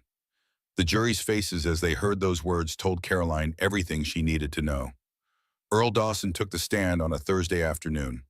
He wore his best suit, purchased specifically for this occasion, and his weathered hands trembled slightly as he was sworn in. Mr. Dawson, Margaret began, please tell the jury what happened on the night of January 14th. Earl told his story simply and without embellishment. The flickering light, the feeling that something was wrong. Gloria's voice on the phone, telling him to trust his gut. I've been driving that route for 31 years, he said. I know when something's not right. And that night, something wasn't right. What did you find when you arrived at the pool house? Earl's voice caught. A woman on the floor, barely conscious, 8 months pregnant and half frozen to death. Did she say anything to you? She said her husband had locked her in. She said he wanted her to die. The defense had no questions for Earl Dawson. What could they possibly ask? Finally, it was Caroline's turn. She walked to the witness stand on shaking legs, acutely aware of every eye in the courtroom. Richard was watching her now, his expression unreadable. She refused to look away. Margaret guided her through the story, the marriage, the isolation, the affair she had almost ignored, the divorce papers she had refused to sign. Tell the jury what happened when you realized the door was locked, Margaret said. Caroline took a breath. She had practiced this so many times, but practice was different from the real thing. At first, I thought it was a mistake. I thought Richard had accidentally locked the door and would realize any moment and come back. She paused. Then I found the note. What did the note say? You should have signed the papers when I asked nicely. A murmur rippled through the courtroom. Judge Hernandez called for order. How did you feel when you read those words? Margaret asked. Carolyn considered the question. She could give the expected answer. Terrified, devastated, betrayed. All of those things were true, but there was something else, something that had surprised her in the pool house and continued to surprise her now. I felt angry, she said. I felt so angry that this man I had loved, this man I had built a life with, could throw me away like garbage. I felt angry that he thought I would just lie down and die because that was convenient for him. She looked at Richard directly for the first time, and I decided I wasn't going to let him win. The cross-examination was brutal. Gerald Morrison did everything he could to paint Caroline as unstable, emotional, unreliable. Isn't it true that you had been experiencing mood swings during your pregnancy? Pregnancy affects hormones, yes. Isn't it true that you and your husband had been arguing frequently in the weeks before this incident? We argued about the divorce papers he was pressuring me to sign. Isn't it possible that you accidentally locked yourself in the pool house and then, in your confused state, convinced yourself that your husband was responsible? Caroline felt her anger rising. She forced herself to stay calm. The lock was on the outside of the door, she said evenly. There is no way I could have locked myself in. But isn't it possible? No. Caroline's voice cut through the courtroom like a blade. It is not possible. My husband planned my murder. He locked me in a freezing building with our unborn child. He opened a window to make sure I would die faster. There is nothing possible about any alternative explanation. Gerald Morrison had no further questions. The closing arguments came at the end of the second week.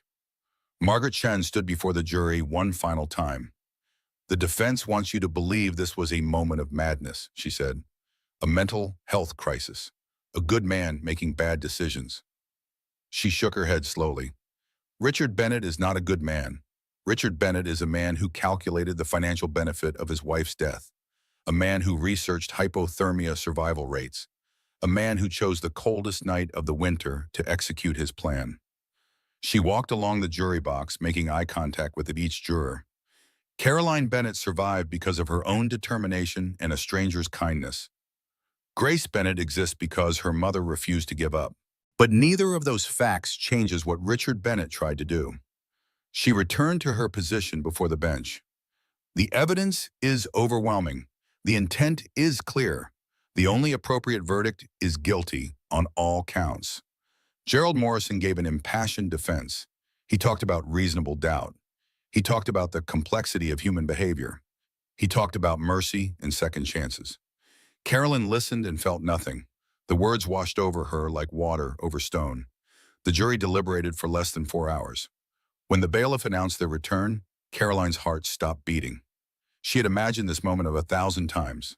The verdict, the consequences, the end of one chapter and the beginning of another. But imagination hadn't prepared her for the reality. The silence of the courtroom, the shuffle of papers, the weight of 200 eyes waiting for a decision. The foreman stood. He was an older man, probably 60, with silver hair and tired eyes. He held a single piece of paper in his hands. On the charge of attempted murder in the first degree, he said, "We find the defendant guilty." The courtroom erupted, reporters typing furiously, spectators gasping, Meredith Bennett wailing somewhere in the back. Caroline heard none of it.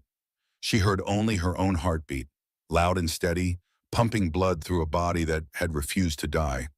On the charge of unlawful imprisonment, the foreman continued, "We find the defendant guilty." Richard's face changed. For one moment, the mask slipped. He looked at Caroline with something that might have been disbelief, might have been rage. She held his gaze. She didn't flinch.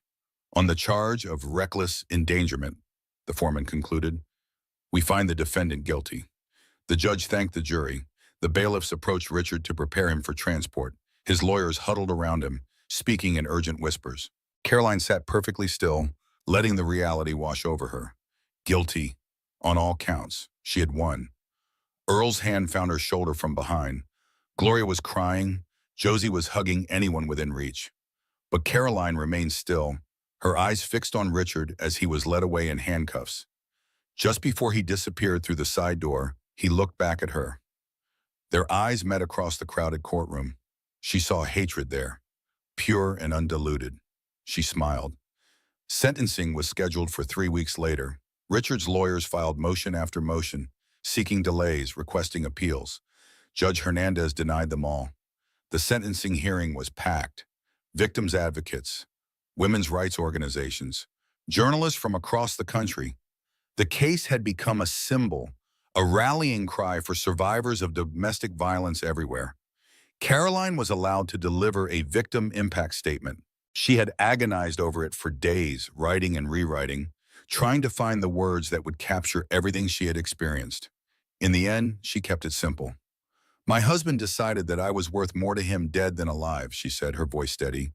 "He made a calculated decision to end my life and the life of our unborn child. He failed because of luck and a stranger's kindness. Not because of anything he did. Not because he changed his mind." She looked at Richard directly. He feels no remorse. He feels only anger at being caught. And if given the opportunity, he would do it again. The judge listened to arguments from both sides. She heard Richard's lawyers plead for leniency. She heard Margaret Chan argue for the maximum sentence. Then she delivered her verdict. "Richard Allen Bennett," Judge Hernandez said, "you have been found guilty of attempted murder in the first degree, unlawful imprisonment, and reckless endangerment. These are serious crimes that carry serious consequences." She paused, and the courtroom held its breath. The evidence presented at trial painted a picture of calculated cruelty. You did not act in the heat of passion. You planned. You prepared. You executed a scheme designed to end your wife's life for financial gain. Her voice hardened. "The only appropriate sentence for such crimes is the maximum allowed by law. I hereby sentence you to 15 years in federal prison, with no possibility of parole for the attempted murder charge. Additionally, you are ordered to pay restitution in the amount of $500,000 and are prohibited from any contact with the victim or her daughter for the remainder of your natural life. Meredith Bennett collapsed in the gallery. Richard's lawyers called for order. Richard himself stood motionless, his face a mask of disbelief. 15 years. He would be 57 when he got out. Maybe older if he behaved badly.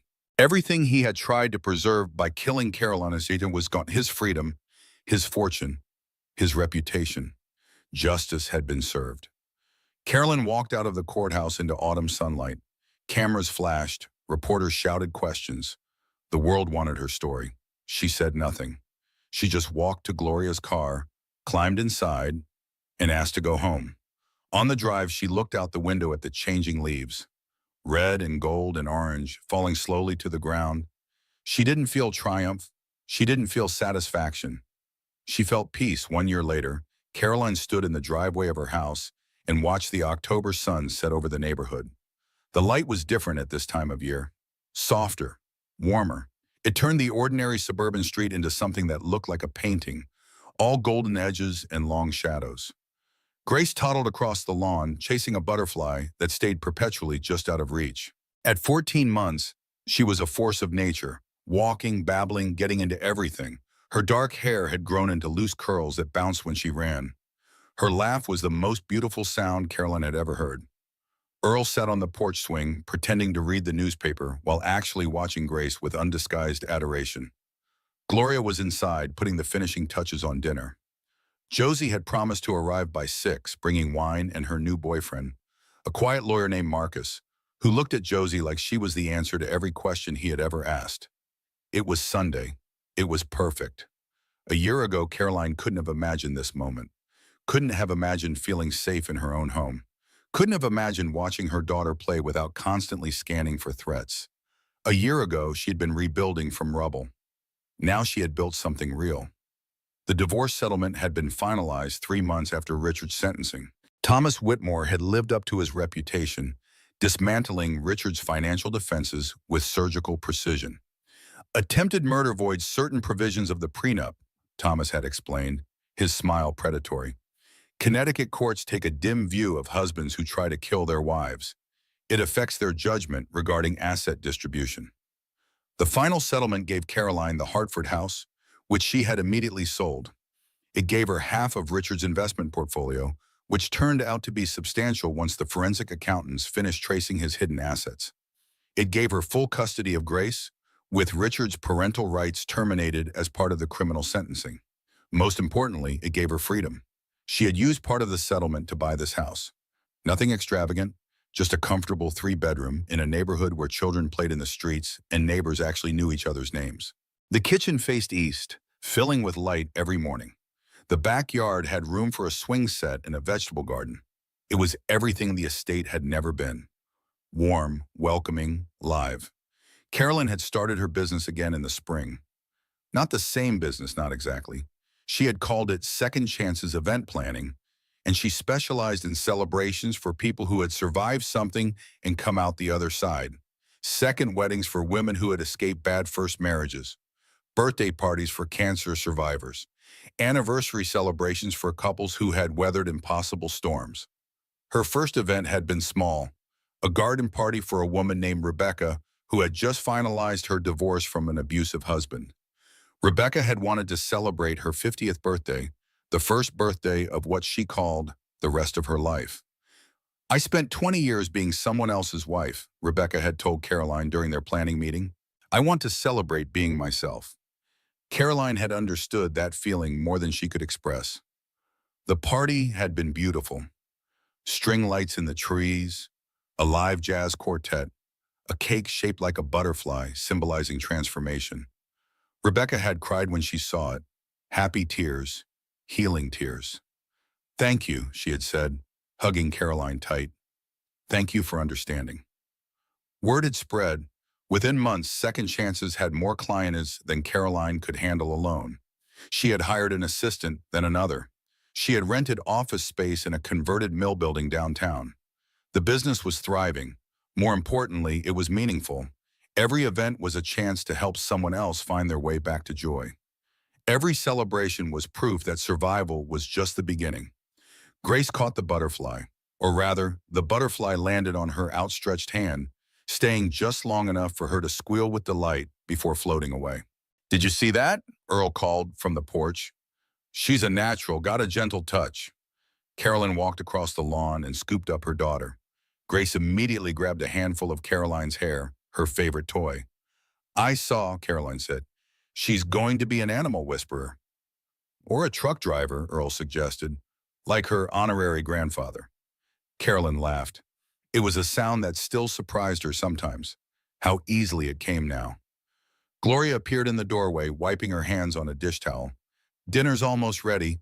Josie just texted. They're 5 minutes out." Sunday dinners had become a tradition over the past year. Earl and Gloria drove up from Bridgeport every week without fail. Josie came when she could, and now Marcus was becoming a regular addition. Sometimes other friends joined, colleagues from work, neighbors from Maple Grove, fellow survivors Caroline had met through her business. The house that had felt so empty a year ago was now full of noise and life and love. Caroline carried Grace inside to wash her hands. The bathroom mirror reflected a woman she barely recognized. Healthy, rested, almost happy. The dark circles under her eyes had faded. The gauntness had filled out. She looked like herself again. Or maybe she looked like a new version of herself, one that had been forged in fire and emerged stronger. Grace splashed water everywhere, giggling at her own reflection. She had Caroline's eyes and Richard's dark hair, a combination that had been painful to look at in the early months. Now Caroline saw only her daughter, only Grace. "You're going to be okay," she told her reflection. "Both of us. We're going to be okay." Dinner was chaotic and wonderful. Gloria's pot roast was perfect as always. Earl told stories about his trucking days that might or might not have been true. Josie and Marcus argued playfully about politics while stealing food from each other's plates. Grace presided over it all from her high chair, banging her spoon and demanding attention at regular intervals. This is family, Carolyn thought. Not the one I was born into or the one I married into. The one I chose. The one that chose me. After dinner, while the others cleaned up, Carolyn slipped outside to the porch. The stars were appearing one by one, scattered across the darkening sky. She thought about the pool house, not with fear now, but with a kind of wonder. She had been so close to death that night, minutes away, maybe less, but she hadn't died. She had fought, she had survived. She had built this life from the ruins of the old one. Earl joined her on the porch, settling into the swing with a contented sigh. "Beautiful night," he said. "It is." They sat in comfortable silence for a while. Earl and Caroline had developed this habit over the past year. These moments of shared quiet that said more than words. "Gloria and I are planning a trip," Earl said finally. "Got ourselves an RV, going to drive across the country this spring. See the Grand Canyon. Maybe make it all the way to California." "That sounds wonderful." "We've been talking about it for 30 years, he paused. "That night when I found you in the pool house, I promised myself I'd stop putting things off. Life's too short, too precious." Carolyn nodded. She understood. "But we'll be back for holidays," Earl added quickly, "and we can do video calls now. Gloria figured out how to use that FaceTime thing. Grace will miss you. We'll miss her too. Miss all of this." Earl gestured at the house, the yard, the stars. "But I figure you've got it handled. You're one of the strongest people I've ever met, Caroline Bennett." The words hit her somewhere deep. "I don't feel strong," she admitted. "Most days I feel like I'm barely holding it together." "That's what strength is," Earl said. "Holding it together when you don't feel like you can. Getting up every morning even when you'd rather stay in bed. Building a life even when you're terrified it'll all fall apart." He turned to look at her, his weathered face serious. "You survived something that should have killed you. You raised that little girl on your own while fighting a legal battle on two fronts. You built a business that helps other people heal." He shook his head. "That's not barely holding it together. That's thriving." Carolyn felt tears prick her eyes. She blinked them back. "Thank you," she said, "for everything, for turning around that night, for staying, for being here." Earl reached over and patted her hand. "Thank yourself," he said. "I just opened the door. You're the one who walked through it." Josie appeared in the doorway, Grace on her hip. "Someone's getting sleepy," she announced. "I think it's bedtime for the little monster." Caroline took her daughter and carried her upstairs to the nursery. The room was painted pale yellow, like the nursery in the old house, but everything else was different. The crib was a hand-me-down from Gloria's granddaughter. The mobile played Twinkle, Twinkle, Little Star instead of Brahms. The walls held photographs instead of expensive artwork. Photographs of Grace at 1 week old, wrapped in Earl's flannel shirt. Photographs of Gloria holding her in the hospital, tears streaming down her face. Photographs of Josie making ridiculous faces to provoke a smile. Real moments. Real love. Real family. Caroline changed Grace into her pajamas and settled into the rocking chair for their nightly ritual. She sang softly, old lullabies her mother used to sing, and watched her daughter's eyes grow heavy. "Once upon a time," she whispered, "there was a little girl named Grace. She was born in a truck during a snowstorm, which made her very special. She was loved by so many people, her mama and her grandpa Earl and her grandma Gloria and her Aunt Josie and so many others." Grace's eyes closed. Her breathing slowed. The little girl's mama had been very scared once, but she learned that being scared doesn't mean you're weak. It means you're facing something hard, and facing hard things is how you become strong. Carolyn rocked gently, watching her daughter sleep. The mama promised the little girl that she would always be honest with her, about the hard things and the good things, about the past and the future, about everything. She pressed a kiss to Grace's forehead, because the mama knew that the truth, even when it's painful, is better than a beautiful lie. The mama had believed beautiful lies for a long time. She had learned the hard way what they cost. Grace stirred slightly, then settled. But the mama also knew that the story wasn't over. The scary parts were behind them. The good parts were still being written. And there were so many good parts still to come.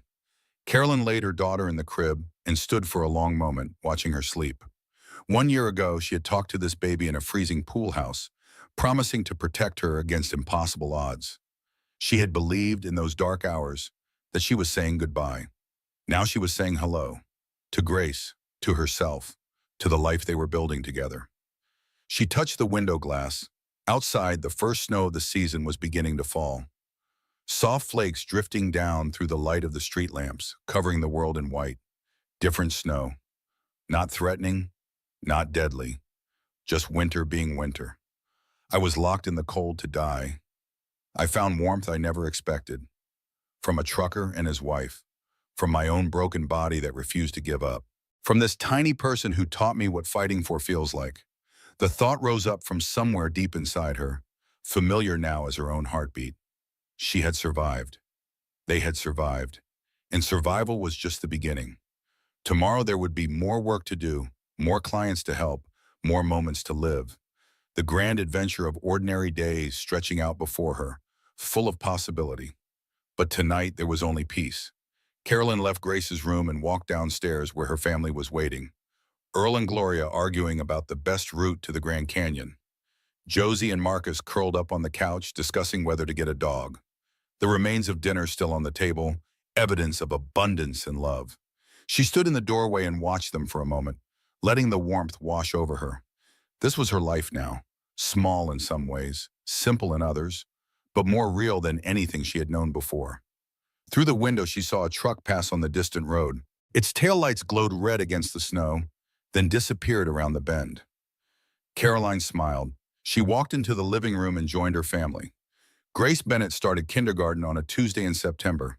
She wore a yellow dress, her favorite color, and carried a backpack decorated with butterflies. Her dark hair had grown long, pulled into pigtails that bounced as she walked. Her expression was a mixture of excitement and terror that Carolyn remembered from her own first day of school. Decades ago, the morning had been chaos. Grace couldn't find her favorite pencil. The toast burned. Caroline spilled coffee on her shirt and had to change twice. But now, standing at the entrance to Maple Grove Elementary, all of that chaos faded away. There was only this moment, her daughter, on the threshold of something new. Caroline knelt in front of Grace and straightened her collar. "You're going to do great," she said. "You're smart and kind and brave. Everyone is going to love you." Grace looked at her with serious eyes. "What if no one wants to be my friend? Then they're missing out on the best friend they could ever have." Grace considered this. She had inherited Caroline's tendency to overthink and Richard's stubbornness, a combination that made her formidable for a 5-year-old. "Grandpa Earl says I should just be myself and the right people will find me." "Grandpa Earl is a very wise man. He also says I should punch anyone who's mean to me, but Grandma Gloria told him that was bad advice." Caroline laughed. "Let's go with Grandma Gloria's approach." Grace nodded solemnly. Then she threw her arms around Caroline's neck, squeezing tight. "I love you, Mama. I love you too, baby. So much." Grace pulled back, took a deep breath, and walked through the school doors without looking back. Caroline watched until she disappeared. Then she walked to her car and sat in the driver's seat for a long moment. Her daughter was starting school. Her daughter was growing up. Time was passing, as it always did, carrying them further and further from that night in the pool house.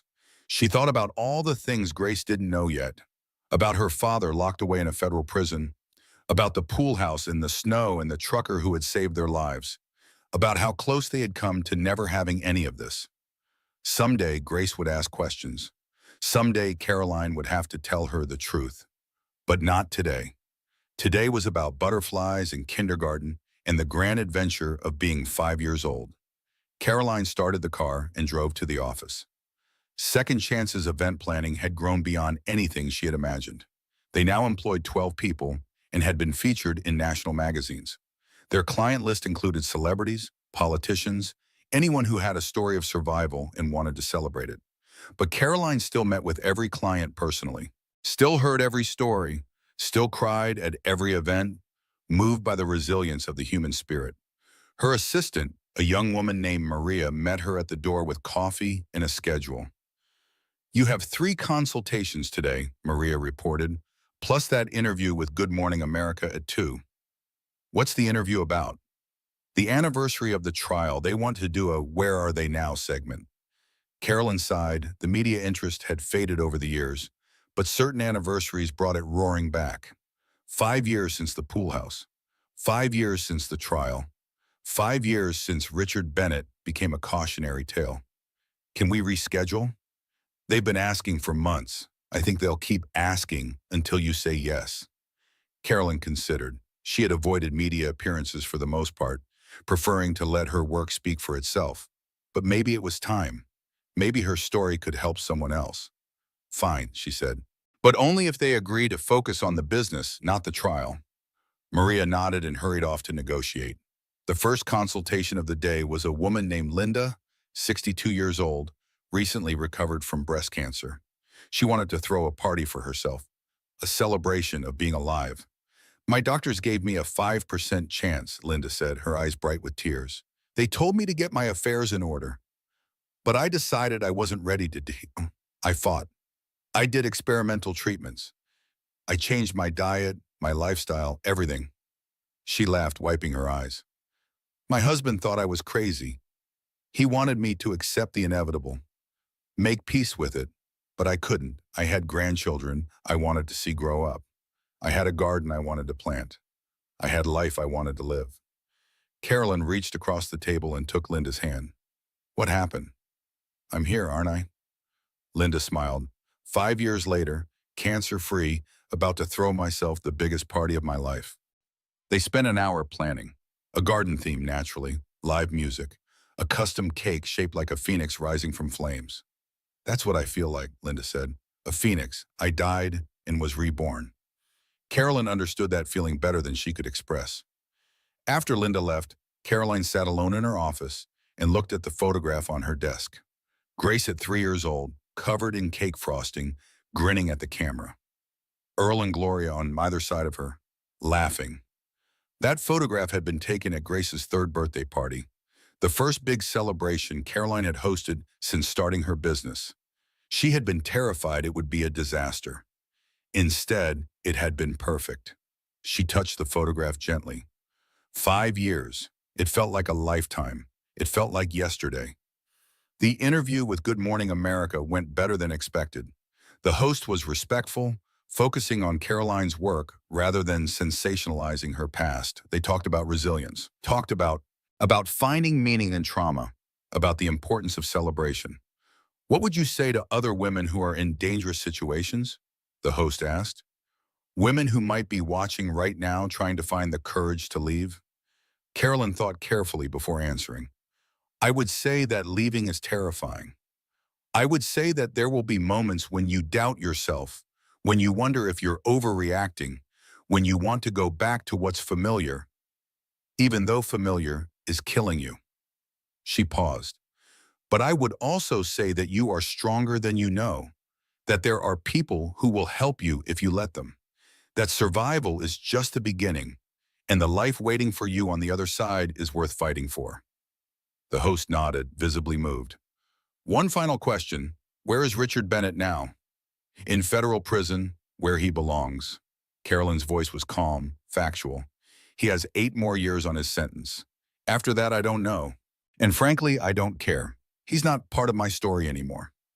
What is your story now? Carolyn smiled. My story is my daughter starting kindergarten this morning. My story is helping other people celebrate their survival. My story is Sunday dinners with family and friends, and planting tomatoes in the spring, and watching the snow fall without being afraid. She looked directly at the camera. My story is being alive, and that's enough. That evening, Carolyn picked Grace up from school to find her daughter bursting with news. I made a friend, Grace announced. Her name is Sophie, and she has a hamster named Mr. Whiskers, and she invited me to her birthday party. That's wonderful, sweetheart. And my teacher has funny shoes. They have little animals on them.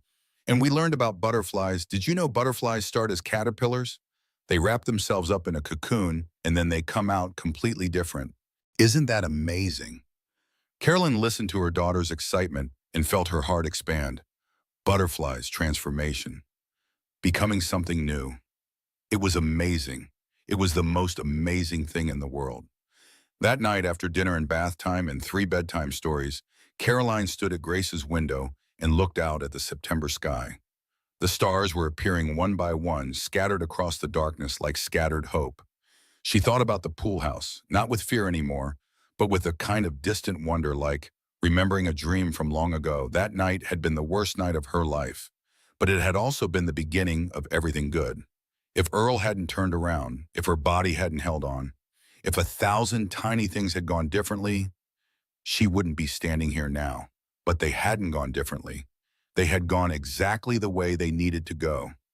Grace mumbled in her sleep, something about butterflies and cocoons. Caroline smoothed her daughter's hair and whispered the same words she had whispered in the pool house 5 years ago. I'm not going to let anything happen to you, I promise. But the promise meant something different now. Not a desperate hope in the face of death, but a quiet certainty in the presence of life. She had kept that promise. She would keep it forever. Caroline left her daughter's room and walked downstairs. The house was quiet. The night was peaceful. She poured a glass of wine and sat on the back porch, looking up at the stars. Somewhere out there, Earl and Gloria were sleeping in their RV, parked at a campground in Arizona. They had made it to the Grand Canyon and kept going, discovering a love of travel that neither of them had known they had. They called every Sunday without fail. They would be back for Christmas, loaded down with gifts and stories and their particular kind of unconditional love. Josie and Marcus had gotten married last spring. Caroline had planned the wedding, of course. It was small and simple and perfect, held in Josie's backyard under a canopy of string lights. They were expecting our first child in February. Grace was already practicing being a big cousin. Thomas Whitmore had retired, passing his practice to a younger associate. He sent Christmas cards every year, always with a note about how proud he was of everything Caroline had built. Even Vanessa had found some kind of peace. She had moved back to Connecticut, gotten therapy, started working at a nonprofit that helped domestic violence survivors. She had sent Caroline a letter once, full of apologies and regret. Caroline hadn't responded. Some wounds were too deep for reconciliation. But she had forgiven in her own way. Forgiveness wasn't about the other person. It was about putting down a burden you were tired of carrying. She looked up at the stars and raised her glass. To second chances, she said softly. The wind rustled the trees. A dog barked somewhere in the distance. The world went on, as it always did, carrying countless stories of tragedy and triumph. Carolyn Bennett had lived both. She had been shattered and rebuilt. She had lost everything and found more than she ever imagined. This was her life now, not the one she had planned, not the one she had expected. Better, harder, more real. She finished her wine and went inside. Tomorrow would bring new challenges, new joys, new opportunities to help someone else find their way through the darkness. But tonight, there was only peace. Carolyn Bennett climbed the stairs to her bedroom, checked on her sleeping daughter one more time, and went to bed. She fell asleep with a smile on her face, dreaming of nothing but light. And that is the story of Caroline Bennett, a woman who walked into a pool house as a victim and emerged as a survivor. A woman who lost everything she thought she wanted and found everything she actually needed. If this story touched your heart, if it made you feel something, I would be so grateful if you could take just a moment to hit that like button. Your likes help more people discover these stories of strength and resilience. And if you have not already, please consider subscribing to this channel and clicking that notification bell. That way you will never miss another story like this one. We share new stories every week. Stories about ordinary people facing extraordinary circumstances and finding the courage to overcome. I would also love to hear from you in the comments below. What part of Caroline's journey moved you the most? Have you ever known someone who found strength they didn't know they had? Your comments mean the world to me and help build this community of listeners who believe in the power of hope. And if you know someone who needs to hear this story today, someone who might be going through their own difficult time, please share it with them. Sometimes a story is exactly what someone needs to remember, that survival is possible and that better days are coming. Thank you for spending this time with me. Thank you for listening until the very end. And remember, no matter how dark the night seems, there is always someone willing to turn their truck around. Until next time, take care of yourselves and each other.